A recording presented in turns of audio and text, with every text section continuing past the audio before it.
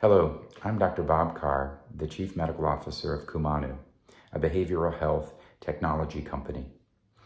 Today I'd like to share with you some insights that may help you better navigate these very challenging and difficult times that we're in. We're facing unprecedented challenges in our communities and in our health systems that are impacting ourselves, our families, our friends, our colleagues.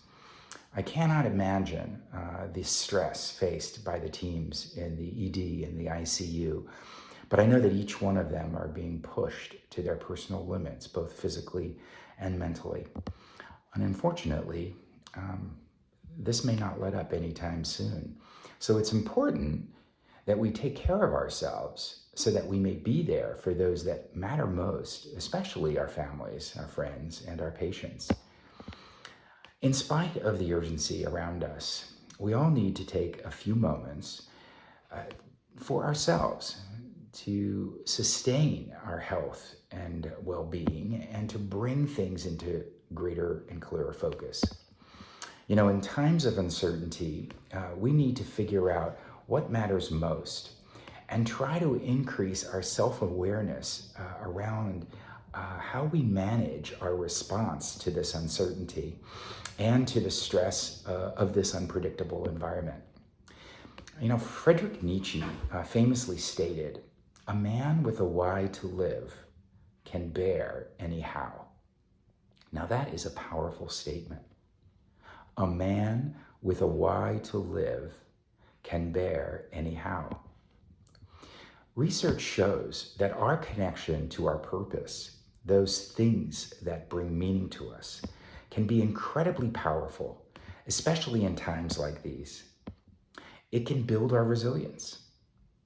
It can enhance our immune response, as well as help us navigate this uncertainty. Thinking about purpose has been known through research to activate a part of the brain called the ventromedial prefrontal cortex. This allows us to better regulate our emotions, focus our attention, and quiet down our heightened stress response. So what is your why?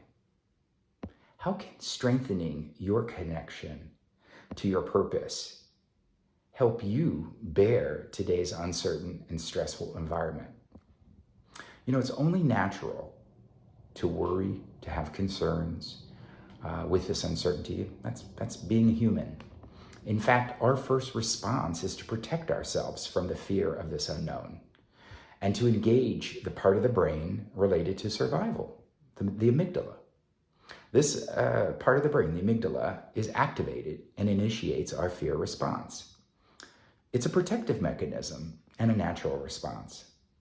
So it shouldn't be too surprising, given its role in fear processing, that this part of the brain, the amygdala, also plays a role in our anxiety. While fear is considered a response to the threat that is present, that we're facing, anxiety involves the dread that accompanies thinking about this potential threat, one that may or may not ever materialize. The key and challenge is to be aware of how this is affecting our emotional state and our behaviors. How does one turn fear or challenge into something worthwhile?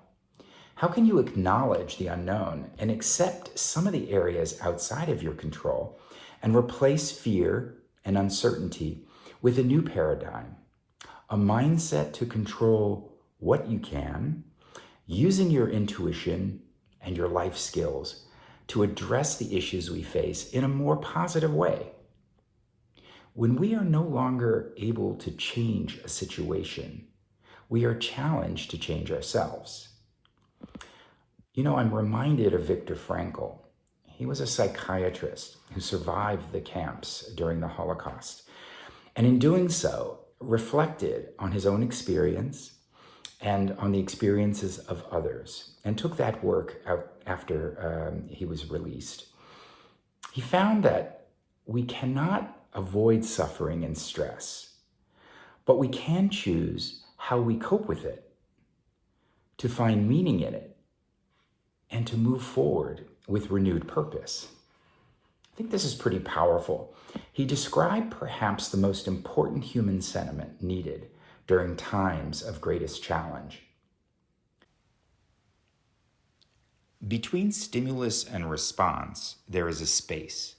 And in that space is our power to choose our response. And in that response lies our growth and freedom. Those are powerful thoughts.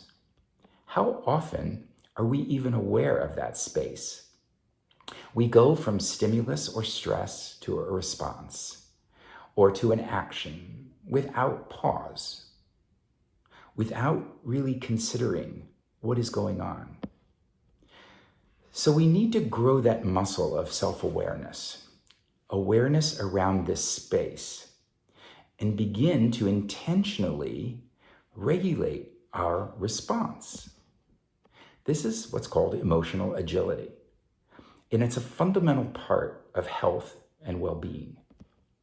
The need for emotional agility becomes even more important when uncertainty is present.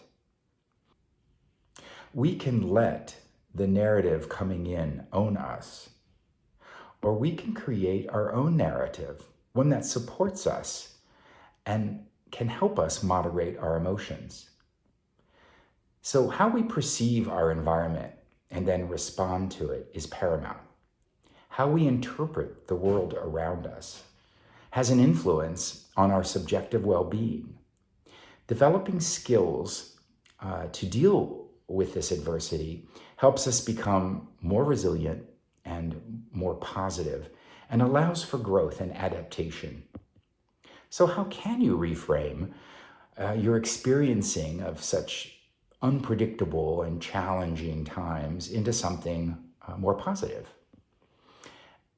I think it starts by becoming more aware of what you're feeling, of growing that muscle of self-awareness to better understand your current emotions, your thoughts, your reflections on those thoughts, and whether your actions and responses are aligned to your intention. Are they helping you? Are they supporting you? Are they benefiting you? And if not, we need to begin to change our response and our actions. Take a moment and reflect on, what am I feeling? Why am I feeling the way I do? How are those feelings affecting my actions? How are my actions affecting others? Are my actions benefiting me? Are they helping me? Are they what I intended? If not, how can I change my response? How can I change my actions to better align with my intentions? We should remain realistic about the seriousness of today's crisis. We can also stop and reflect on what we may be able to learn from this experience. Studies have shown that when we are under pressure and don't see the stress as harmful, but as opportunities to learn more about ourselves and to grow, we fare better. Research shows that it may not be the stress that impacts our health and well-being, but the belief that stress is harmful or not. So, what are some of your personal goals that you can achieve during this moment of crisis? Things such as, I discovered that I'm stronger than I thought I was. I changed my priorities about what is important in life. I have started to look at new paths for my life. Can we grow from this experience? Absolutely. In fact, these are aligned and reflect a type of post-traumatic growth. Research have shown that people experience post-traumatic growth from earthquakes, tsunamis, war, cancer, and the loss of loved ones. So we too can grow from our experience with COVID-19. Who do you want to be in this crisis? How can you maintain your health and well-being? How can you be your best self for those that matter most to you? How can we move away from the fear of the unknown and its paralyzing emotions to learn more about ourselves and to try and explore new things about ourselves, and then to eventually grow from this experience? How can this experience make us more aware and better prepared for future pandemics, which will almost undoubtedly occur? How will we become stronger as a result of this experience?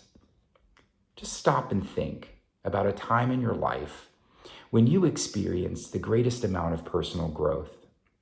Chances are it was during a period of great challenge. So we are in this time of great challenge. Consider using this experience to build strength and a self-transcending purpose. Going from the fear zone to a growth zone requires greater self-awareness, and like a muscle, it needs to develop through regular practice and training. This is called adaptation.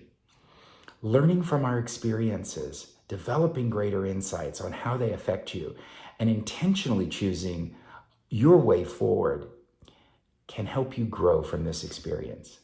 So as you face this crisis, I know you will be overwhelmed with the workload, with the demands, and the stress. But I would encourage you to find small ways to express gratitude for another day, for your teammates, for your family, for the positive things that have happened during the day.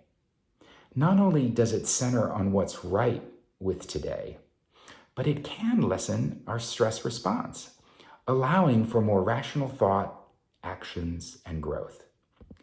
More importantly, it allows you and those around you to walk away from each harrowing day with a few positive emotions and the sense of pride and accomplishment that is deserving of the vital work that you are performing.